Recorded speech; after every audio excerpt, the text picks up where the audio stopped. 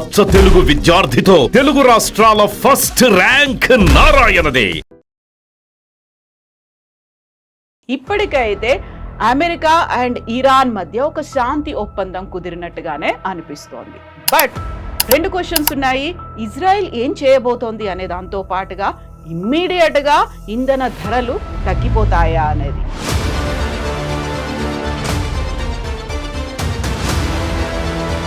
Digital signature Iran నుంచి వచ్చింది. మొత్తానికైతే నిన్న ఒక అఫీషియల్ గా ఎంఓయూ అయింది. 14 పాయింట్స్ ఎక్కడైతే యురేనియం వీటన్నిటి గురించి మాట్లాడుకున్నారో అవన్నీ కూడా ఇంక్లూడ్ అయ్యాయి. సో ఒక సై ఆఫ్ రిలీఫ్ అంటారా? ఎట్లా ఉంది ఇది? కరెక్ట్. మన ప్రెసిడెంట్ ట్రంప్ చెప్పిన ఒక్క మాటకి నేను కూడా అంగీకరిస్తాను. కానీ ఆ strait of Hormuz complete seal చేయడంతోనే ఈ ప్రాబ్లం వచ్చింది. మూసేశారు కదా కంప్లీట్గా.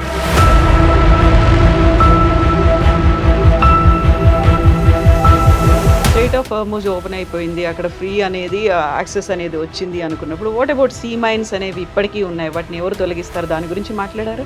కానీ అక్కడ ఒక పెద్ద ప్రాబ్లం ఉంది. ఇప్పుడు స్ట్రెయిట్ ఆఫ్ హార్మూజ్ గురించి మాట్లాడి నాకు గుర్తొచ్చింది. ఈ అగ్రిమెంట్లో ఒక పాయింట్ ఇరాన్ చాలా క్లియర్గా చెప్పారు, this straight of Hormuz opening is only for 60 days. దాని తర్వాత ఏం జరుగుతుంది?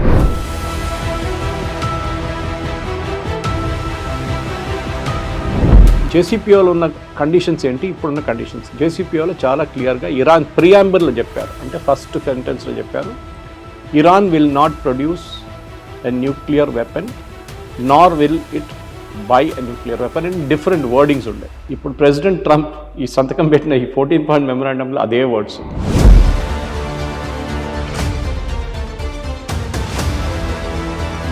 ప్రెసిడెంట్ ట్రంప్ చెప్పిన ఇంకొక వర్డ్ చాలా కాంట్రవర్షియల్గా మారిపోయింది ఇప్పుడు, మిసైల్స్ గురించి. ఇది పెద్ద ప్రాబ్లం, మనకు తెలిసిందే. పక్కనున్న దేశాల మీద మిసైల్స్ కొట్టారు, డ్రోన్స్ కొట్టారు, ఇజ్రాయెల్ మీద చేశారు, జార్డన్ మీద చేశారు, అమెరికన్ బేసెస్ మీద కొట్టారు, డీగో గాషియా దాకా వెళ్ళారు.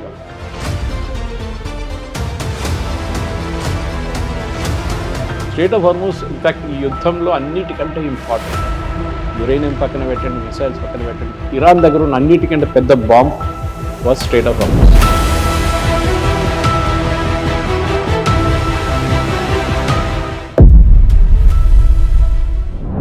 నేను Kavitha, welcome to I dream news and నిజాలు. ఫైనల్లీ ఒక అగ్రిమెంట్ కుదిరింది. అమెరికా అధ్యక్షుడు డొనాల్డ్ ట్రంప్ 14 పాయింట్స్ ఉన్నటువంటి ఎంఓయూ మీద సంతకం చేశారు. ఇప్పటికైతే అమెరికా అండ్ ఇరాన్ మధ్య ఒక శాంతి ఒప్పందం కుదిరినట్టుగానే అనిపిస్తోంది. బట్ 2 క్వశ్చన్స్ ఉన్నాయి. ఇజ్రాయెల్ ఏం చేయబోతోంది అనే దాంతో పాటుగా ఇమ్మీడియట్ గా ఇంధన ధరలు తగ్గిపోతాయా అనేది. మనతో పాటుగా ఉన్నారు సీనియర్ జర్నలిస్ట్ సురేష్ కొచ్చతిల్ గారు. సార్ నమస్తే. సో ఫైనల్లీ అంటారా, అమ్మయ్య అనుకునే ఒక స్టేజ్ ఏమన్నా కనిపించిందా? పెట్టినటువంటి సంతకాలు డిజిటల్ సిగ్నేచర్ ఇరాన్ నుంచి వచ్చింది. మొత్తానికైతే నిన్న ఒక అఫీషియల్ గా ఎంఓయూ అయింది. 14 పాయింట్స్ ఎక్కడైతే యురేనియం వీటన్నిటి గురించి మాట్లాడుకున్నారో అవన్నీ కూడా ఇంక్లూడ్ అయ్యాయి. సో ఒక సై ఆఫ్ రిలీఫ్ అంటారా? ఎట్లా ఉంది ఇది? కరెక్ట్. మన ప్రెసిడెంట్ ట్రంప్ చెప్పిన ఒక్క మాటకి నేను కూడా అంగీకరిస్తాను. దాని మీద దిస్ వాజ్ మోర్ అబౌట్ లోకంలో ఉన్న ప్రతి దేశం మీద ఇంపాక్ట్ పడింది. 190 అంత ఉంది యునైటెడ్ నేషన్స్లో. ఒక్క దేశం కూడా లేదు హూ కెన్ సే దట్ మా మీద దీని ఇంపాక్ట్ లేదని. ఇప్పుడు మీరు సౌదీ అరేబియా తీసుకోండి, చాలామంది మన దగ్గర అడగొచ్చు, వాళ్ళకేం ప్రాబ్లం, వాళ్ళు ప్రొడ్యూస్ చేస్తున్నారు కదా ఆయిల్ అంటారు. ప్రొడ్యూస్ చేసిన వాళ్ళు అమ్మలేకపోతున్నారు. ఎక్కడ పంపించాలని వాళ్ళకి రెవెన్యూ లేదు. ఖత్తర్కి రెవెన్యూ లేదు, కువైత్ రెవెన్యూ లేదు, బహ్రెయిన్కి రెవెన్యూ లేదు, ఎవరికి లేదు ఎక్సెప్ట్ మేబీ ఒమాన్. ఎందుకంటే వాళ్ళు స్ట్రెయిట్ ఆఫ్ హార్మూజ్ బయట ఉన్నారు దానికోసం. ఆఫ్ కోర్స్ మిగతా ఆయిల్ ప్రొడ్యూసింగ్ నేషన్స్. కానీ ఆ strait of Hormuz complete seal చేయడంతోనే ఈ ప్రాబ్లం వచ్చింది. మూసేశారు కదా కంప్లీట్గా.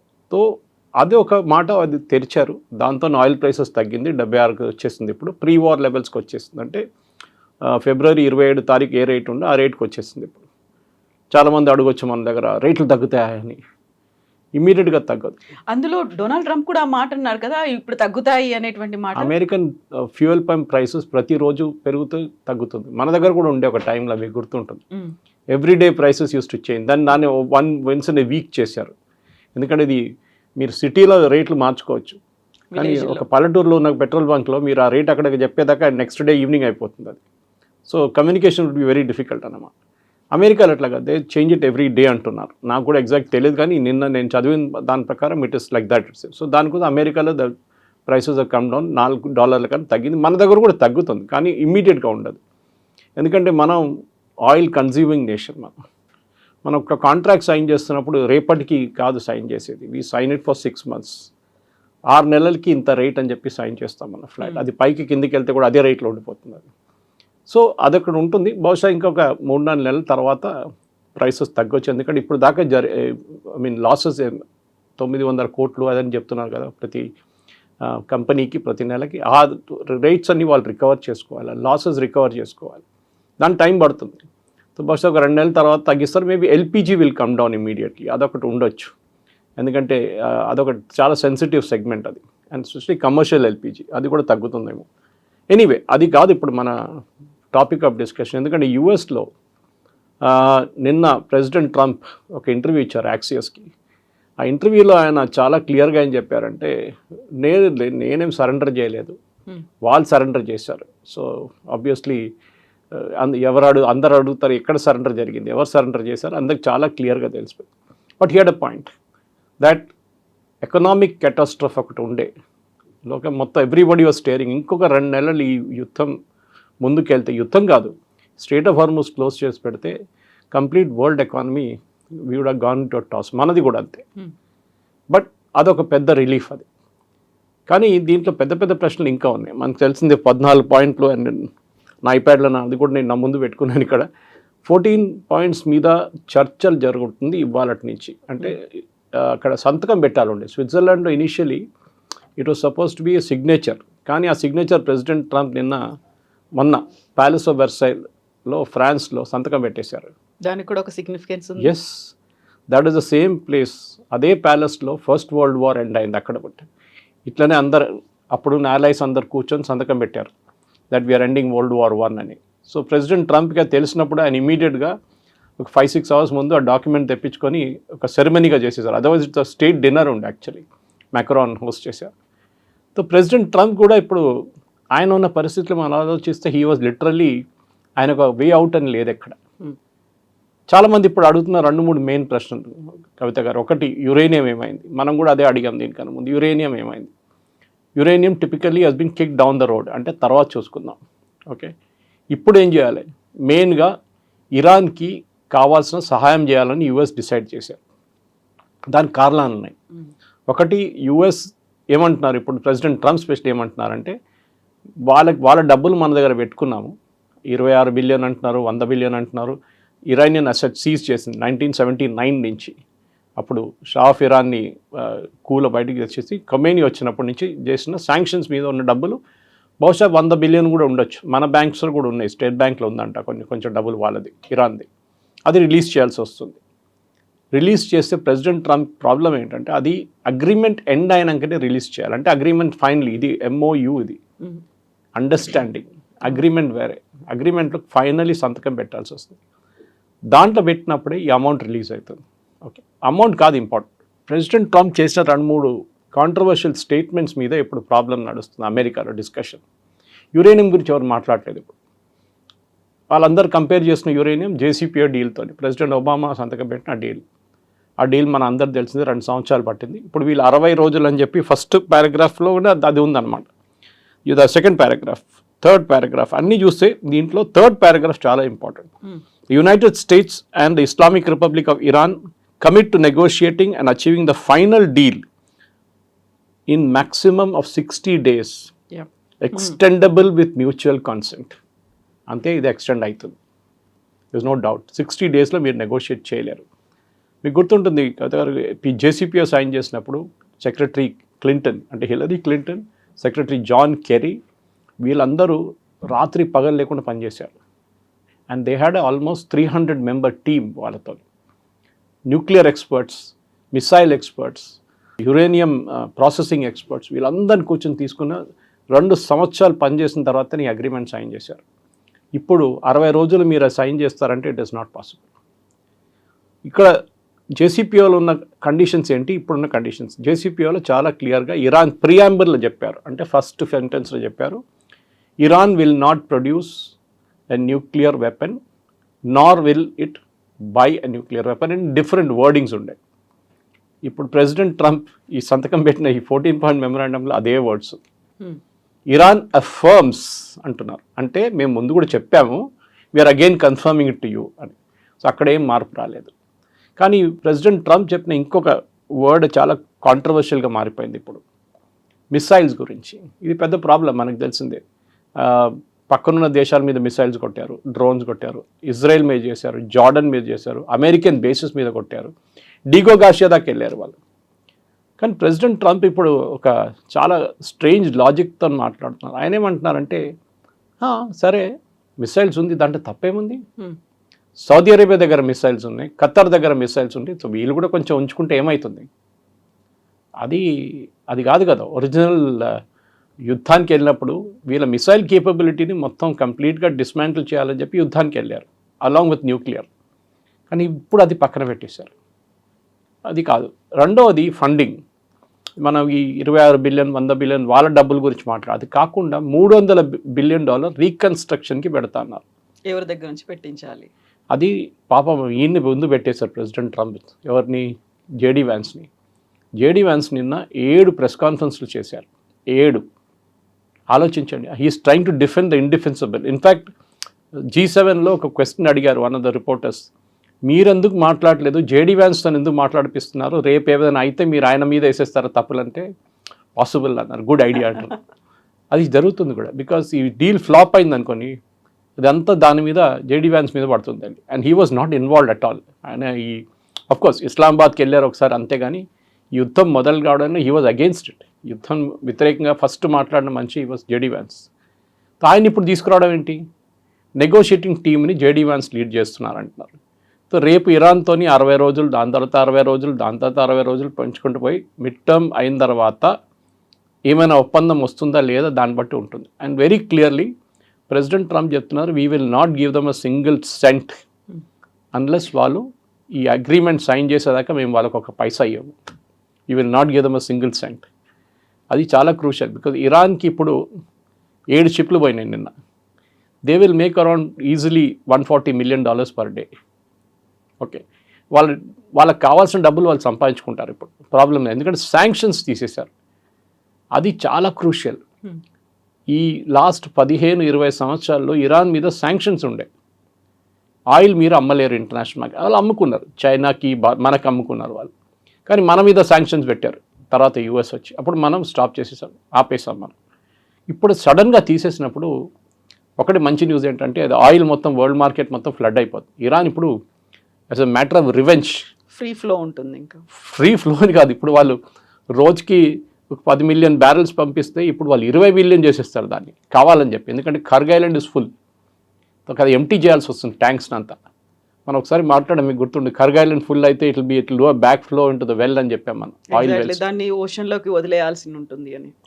ఎస్, అది కాకుండా ఇంకో ప్రాబ్లం ఉంది, ఈ ఎన్వైరన్మెంటల్ డిజాస్టర్ అని మాట్లాడుకున్నాం చూడండి. అది కాకుండా ఇరాన్ దగ్గర ఉన్న వెల్స్ డ్యామేజ్ అయింది ఇప్పుడు ఆల్రెడీ. కొన్ని వెల్స్ డ్యామేజ్ అయిందంట, అది మనకు తెలియదు ఎంత మటుకు అయిందని. కానీ ప్రెసిడెంట్ ట్రంప్కి అడిగిన 4వ క్వశ్చన్, మెయిన్ క్వశ్చన్ ఇస్, మీరు రెజీమ్ చేంజ్ అన్నారు, ఏం రెజీమ్ చేంజ్ జరిగింది అన్నారు. So we will go 1 by 1. Paragraph 1 of course మేము ఎంఓయూ సైన్ చేస్తున్నాం. అండ్ పారాగ్రాఫ్ 2లో చాలా క్రూషియల్ ఒక వర్డ్ ఉంది, ఇది రెజీమ్ చేంజ్తోనే రాబోతుంది. ఇప్పుడు రెజీమ్ చేంజ్ జరిగిందంటే అది జరిగింది కదా, వాళ్ళు పోయారు, వీళ్ళు కొత్త ఒక పర్సన్ పై ఇంకోరు వచ్చారు. How can that be a regime change? Anyway, United States and Islamic Republic of Iran undertake to respect each other's sovereignty and territorial integrity and to refrain from interfering in each other's internal affairs. ఇది చాలా crucial word. ఎందుకంటే ఇప్పుడు that means రేపు ఇరాన్లో America ఏం చేయలేరు. కానీ president Trump దగ్గర ఈ వర్డ్ గురించి అడిగినప్పుడు, ఈ పారాగ్రాఫ్ గురించి ఆయన ఏమంటారు, ఇది ఎంఓయూ కదా, అగ్రిమెంట్ కాదు కదా, తర్వాత చూసుకుందాం. And he was asked, suppose Iran సంతకం పెట్టరు, అగ్రిమెంట్ చేయరు, 60 days కానీ మీరు ఎక్స్టెండ్ చేసిన ఇంకో 60 days కానీ ఇంకో 60 days 180 days అని పెట్టుకుందాం, మీరు ఏం చేస్తారు? I will go and bomb them again. చేయలేరు, because you already agree to that. ఎంఓయూలో ఉంది that you will not do any such thing, we will not refrain from having military option against each other, military operation against each other. ఇది 4వది మీరు అడిగిన ప్రశ్న, Israel. ఈ ceasefire లెబనాన్లో కూడా impact ఉంటుందంటే ఇజ్రాయెల్ అంటున్నారు మేము దీంట్లో లేము. When we're not a party to the MOU మా మీద ఎట్లా పెడతారు మీరు? ఇన్ఫాక్ట్ హెజ్బుల్లా రిజెక్ట్ చేశారు.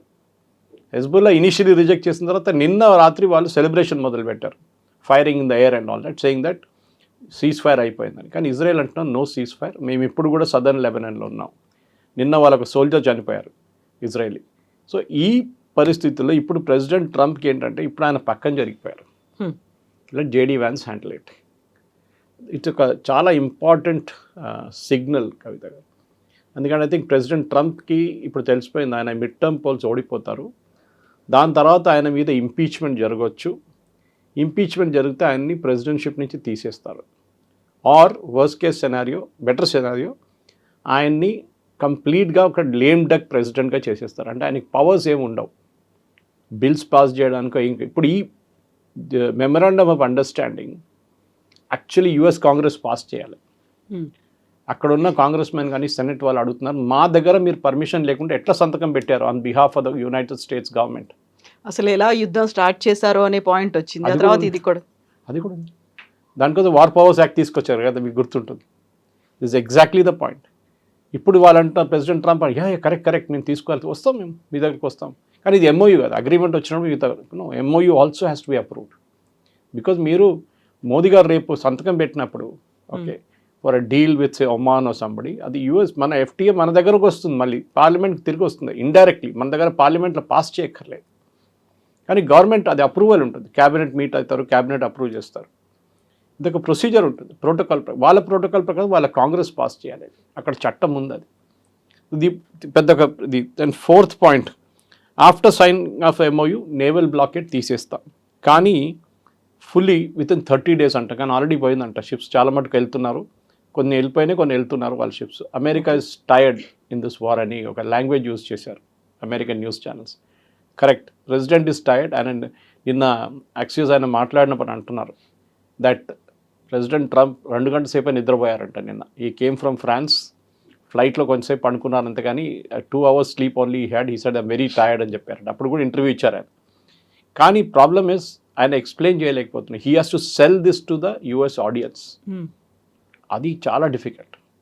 అందరు అంటున్నారు వీ హ్యావ్ సరెండర్డ్. అమెరికాలో that's a word being use, we have surrendered to Iran. And president ట్రంప్కి యుద్ధం కన్నా ఎక్కువ ప్రాబ్లం మిడ్ టర్మ్ పోల్స్లో ఇది రాబోతుంది. ఎందుకంటే మీరు ఏం సాధించారు అని మళ్ళీ పదే అడుగుతున్న వర్డ్ ఇది. మీరు ఏం సాధించారు? మీరు యురేనియం తీసుకొచ్చారో తీసుకురాలేదు, మీరు మిసైల్స్ గురించి మాట్లాడారు లేదు, మీరు రెజీమ్ చేంజ్ గురించి మాట్లాడు. 40,000 మందిని చంపిన ఇరానియన్ రెజీమ్ని మీరు ఎట్లా ఉండనిస్తున్నారు ఇప్పుడు కూడా? అది పెద్ద ప్రశ్న. ఆల్ దీస్ ఇష్యూస్ ఇప్పుడు మిడ్ టర్మ్ పోల్స్ ప్రెసిడెంట్ ట్రంప్కి చాలా పెద్ద మెస్గా కాదు. ఎందుకంటే ఓన్ పార్టీ GOP వాళ్ళే ఇప్పుడు అపోజ్ చేస్తున్నారు ఆయన్ని. ఓకే, ఇప్పుడు ఆ పొజిషన్ నుంచి ప్రెసిడెంట్ ట్రంప్ బయటికి రావడానికి చాలా కష్టపడాల్సి వస్తుంది. అన్లెస్ విత్ ఇన్ 60 days ఆయన ఒక అగ్రిమెంట్కి వచ్చేస్తే then he can rightly claim something, మేము అగ్రిమెంట్ చేసాం. కానీ 60 రోజులకు కాదు.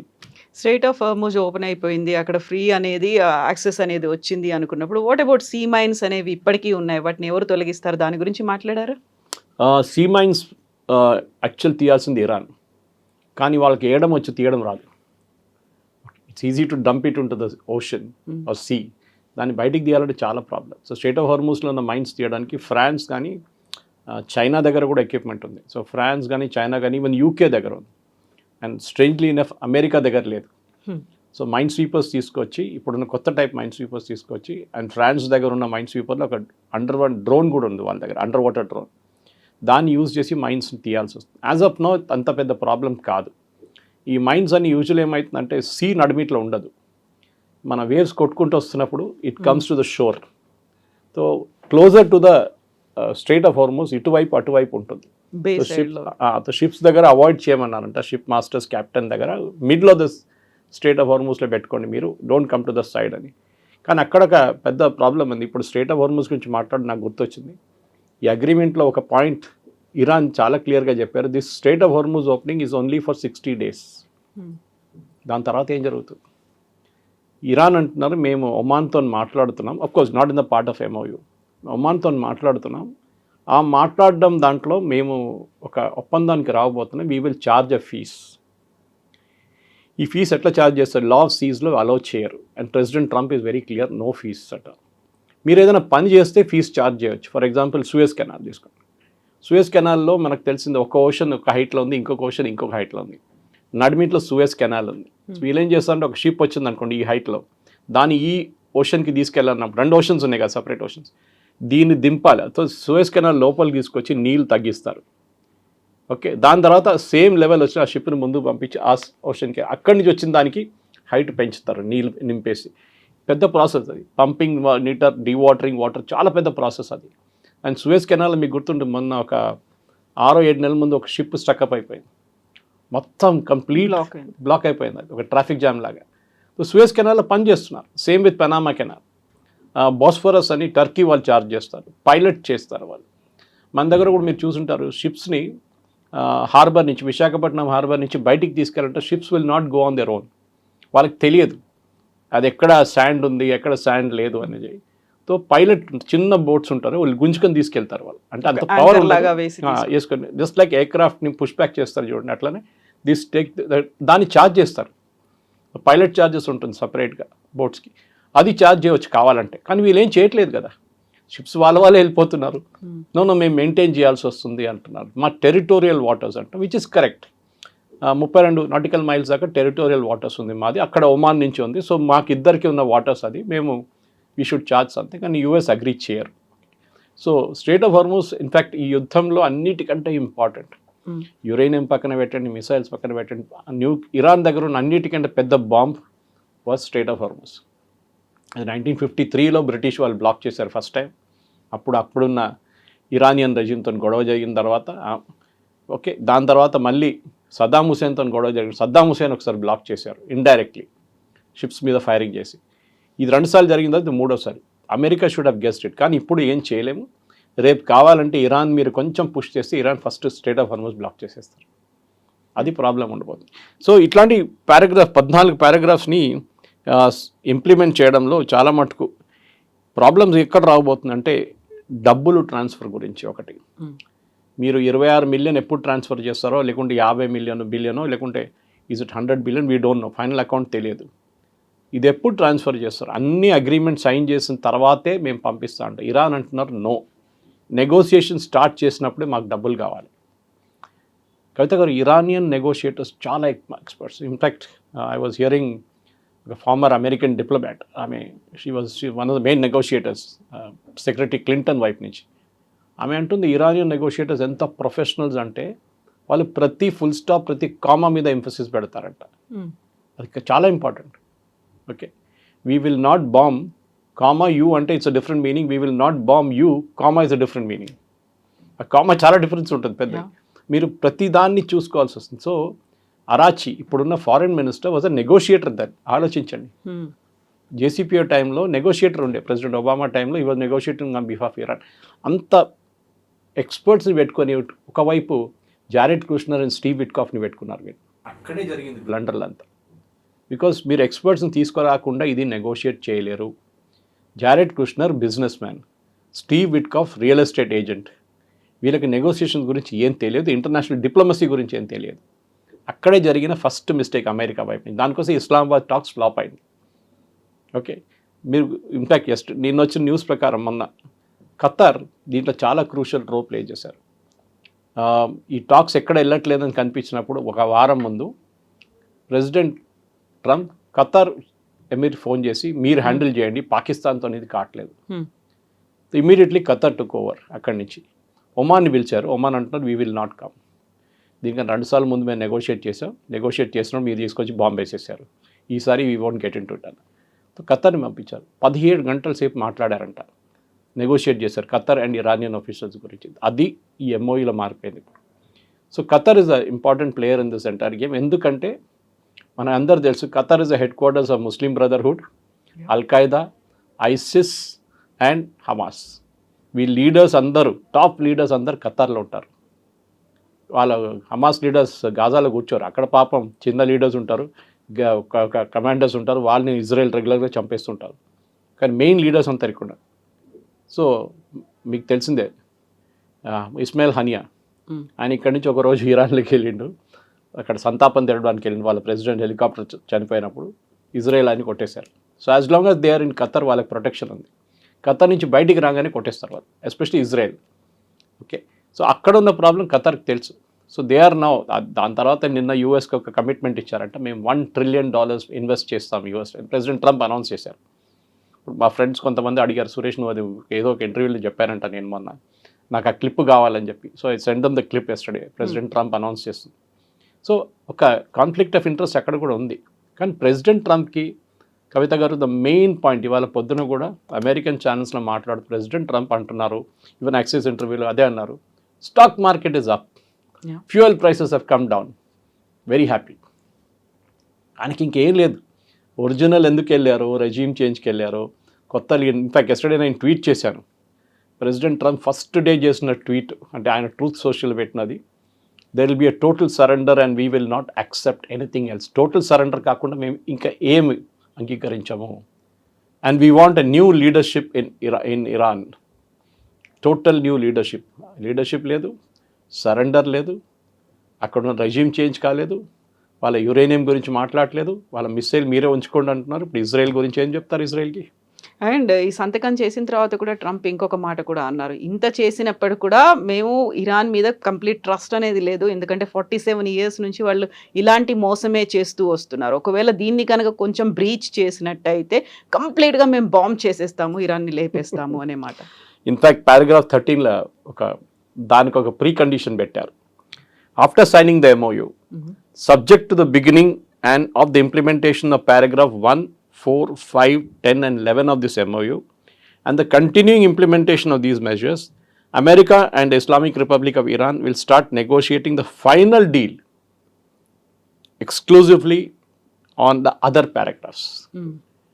So 1, 4, 10 and 11 అందుకు పెట్టారు, మిగతా ఏమైంది? ఓకే, సో 1లో ఏముంది, that we will stop the war. Okay, అది కాకుండా సెకండ్ పారాగ్రాఫ్లో రెస్పెక్టింగ్ ఈచ్ అదర్ సావరెంటీ, ఇది ఈ లాంగ్వేజ్ చాలా కన్ఫ్యూజింగ్ ఉంది. ఇది కంప్లీట్ టెక్స్ట్ ఒక 1.5 pages ఉందండి అంతే. వెరస్ ప్రెసిడెంట్ ఒబామా టైంలో నెగోషియేట్ చేసిన JCP agreement, joint comprehensive plan of action, uranium గురించి 169 pages ఉండే. అండ్ దాంట్లో టెక్స్ట్ అండ్ సబ్ టెక్స్ట్ ఉంటాయి. అంటే మనం ఇప్పుడు ఒక బుక్ చదువుతున్నప్పుడు చూసుంటారు మీరు, దాని ఒక పారాగ్రాఫ్ కింద ఒక 7 అని ఇండికేట్ చేస్తారు ఏదైనా ఒకటి, and that will link to one proof. Okay, ఇది ఈ బుక్లో పబ్లిష్ అయింది, దానికి ఒక సబ్ టెక్స్ట్ ఉంటుంది, దట్ ఇక్కడి నుంచి వచ్చింది, ఈ పారాగ్రాఫ్ నుంచి తీసారు. ఎవరైనా రేపు డిస్ప్యూట్ చేస్తే you can easily link it up. Bibliography లాగా. Bibliography, exactly, that's a word. So ఇక్కడ అదే జరుగుతుంది. సో ఇక్కడ ప్రెసిడెంట్ ఒబామా టైంలో నెగోషియేటింగ్ వాజ్ పర్ఫెక్ట్.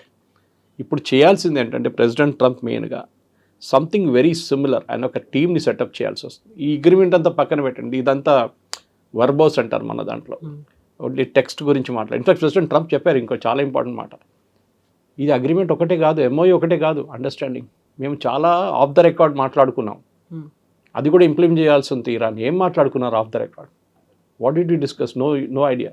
ఎనీవే, మీరు చెప్పిన దాని ప్రకారం ఇప్పుడు ఇరాన్ ఇప్పుడు చేయబోతుంది ఏంటి, మేము బాంబ్ చేసేస్తాం వాళ్ళు అగ్రీ చేయకపోతే. ఎప్పుడు చేస్తారు? 60 రోజుల తర్వాత చేస్తారా, 180 రోజుల తర్వాత చేస్తారా? సో ప్రెసిడెంట్ ఒబామా సైన్ చేసిన అదే డీల్ని మీరు బెటర్ మీరు దాన్ని ఇంప్రూవ్ చేయాల్సి వస్తుంది, లేకుంటే మీ political future is finished. President Trump political future as much as Netanyahu political future చాలా డేంజరస్ సిచ్యువేషన్లో ఉన్నారు. ఒకటి, ఆయన క్యాన్సర్ ఉంది, ఇప్పుడు he's on treatment, pacemaker use చేస్తున్నారు. అది కాకుండా ఆయన మీద ఒక కరప్షన్ అలిగేషన్ కేసు ఒకటి నడుస్తుంది. So as long as the prime minister of Israel, ఆయన మీద చర్యలు తీసుకోవడానికి కొన్ని నిబంధనలు ఉంటాయి. కానీ ఒకసారి ఆయన ప్రైమ్ మినిస్టర్ పదవి నుంచి బయటకు వచ్చేస్తే దెన్ ప్రాసిక్యూషన్ స్పీడప్ అయిపోతుంది.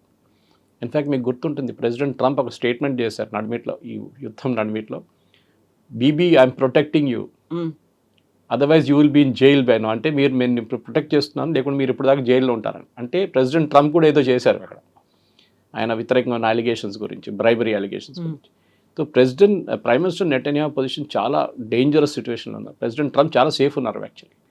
ఆయనకి రాబోయే ఎలక్షన్ 3 నెలల తర్వాత ఉంది, అది ఫుల్ ఫ్లెజ్డ్ ఎలక్షన్స్, అమెరికా లాగా మిడ్ టర్మ్ కాదు. అండ్ అక్కడున్న పార్టీలు అందరూ నెటన్యాహుని క్వశ్చన్ చేస్తున్నారు. అక్కడ చూడండి, వాళ్ళు వెళ్ళి లెబనన్ సీజ్ ఫైర్ అని చెప్పారు. Who is president Trump to sign Lebanon cease fire, what authority is got అని ఇజ్రాయెల్లో ఉన్న పార్టీలు అడుగుతున్నారు, లెఫ్ట్ రైట్ అండ్ సెంటర్ అందరు. అది స్పేడ్ ఇస్ పొజిషన్ వెరీ వీక్. ఇంకా ముందు వెళ్తూ ఇక బహుశా ఐ థింక్ నెటన్యాహు ఆయన ఇక బాంబింగ్ క్యాంపెయినో లేకుంటే ఏదైనా చేయకపోతే then his position become very weak. ఆయన పాసిబ్లీ 60 రోజులు వెయిట్ చేస్తారు. కానీ నిన్న కూడా బాంబింగ్ చేశారు, 5 మంది చనిపోయారు అక్కడ లెబనన్లో. సో ఇజ్రాయెల్ ఆపట్లేదు, ఆయన కంటిన్యూ చేస్తారు. They are continue and they will continue. వాళ్ళకి it's a question of survival. Kavitha గారు, it's a question of survival. Netanyahu ఆయనకి ఇంకేం చేయలేరా, దాట్స్ ద మెయిన్ క్రూషియల్. మన దగ్గర ప్రైజెస్ తగ్గుతాయా అనేది ఒక కీలకమైనటువంటి ప్రశ్న ఉంటుంది. అక్కడ సైన్ అయిపోయింది కదా అని, అండ్ ట్రంప్ కూడా చెప్పారు కదా.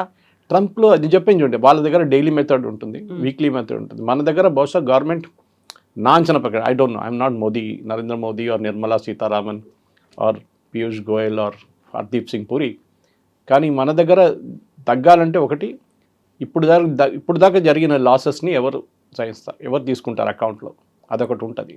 3 నెలల లాసెస్ ఉంటుంది, బహుశా 20-25 వేల కోట్లు ఉంటుంది లాసెస్, 30,000 కూడా ఉండొచ్చు. ఆ లాసెస్ ఎవరు కాంపెన్సేట్ చేస్తారు? యూనియన్ గవర్నమెంట్ అన్నారనుకోండి, we will compensate the losses, అంటే tomorrow onwards you can decrease the prices. కానీ మనం ఎప్పుడు చెప్పాను చూడండి, మనం ఎప్పుడు నెగోషియేట్ చేస్తున్నప్పుడు 6 నెలల ముందుకు నెగోషియేట్ చేస్తాం. మనకి ఇప్పుడు కావాల్సిన జనవరికి కావాల్సిన సప్లైస్ ఇప్పుడు నెగోషియేట్ చేస్తాం మనం. ఒకటే గుడ్ న్యూస్ ఏంటంటే ఇరాన్ నుంచి ఆయిల్ వస్తుంది బయటికి ఇప్పుడు, కానీ ఇరాన్ రేట్ తగ్గించరు. ముందు మనకి $40, $30 కూడా అమ్మారు, ఇప్పుడు $76 నడుస్తుంది. And Murban crude at is West Asian crude అదే రేట్లో అమ్ముతారు. బహుశా డిస్కౌంట్ ఏమన్నా 70 ఇవ్వచ్చు మనకి. Yes, we can go back to the old rate, ఒక ₹5 పెట్రోల్ మీద తగ్గించవచ్చు, that is a possibility, that is there. కానీ అది టైం పడుతుంది, అంత ఈజీ కాదు. ఎల్పిజి నేను చెప్పాను చూడండి దీనికన్నా ముందు, పొలిటికలీ సెన్సిటివ్ ఎల్పిజి బహుశా ఇమీడియట్గా తగ్గొచ్చు. అది మేబీ 2-3 months తర్వాత దాని ప్రైసెస్ కూడా తగ్గుతుంది డెఫినెట్గా. కానీ I'm not an expert. The end of the day let me make a disclaimer, I'm not an expert in government వైపు నుంచి నాకు మాట్లాడడానికి ఏ అధికారం లేదు. వాళ్ళు ఏం చేస్తారు నాకు తెలియదు. రేపు ఎవరైనా మళ్ళీ మన ప్రోగ్రామ్ నుంచి కామెంట్ కొట్టి సురేష్ గారు ఎందుకు తగ్గలేదు అంటే నాది రెస్పాన్సిబిలిటీ కాదు. I'm just giving a heads up about how scientifically ఎట్లా క్యాల్కులేట్ చేస్తారు, ప్రాబబుల్స్ ఎలా ఉంటాయి. ఎందుకంటే అగ్రిమెంట్స్ అంతా ఇట్లా ఉంటుంది యూజువల్లీ, ఆయిల్ అగ్రిమెంట్స్ అన్ని. రేపటికి ఇవాళ కొనం మనం, నెక్స్ట్ 6 months 4 monthsకి అగ్రిమెంట్ ఉండదు, ఫార్వర్డ్ అగ్రిమెంట్స్ ఉంటుంది అన్నమాట. Thank you so much sir, thank you.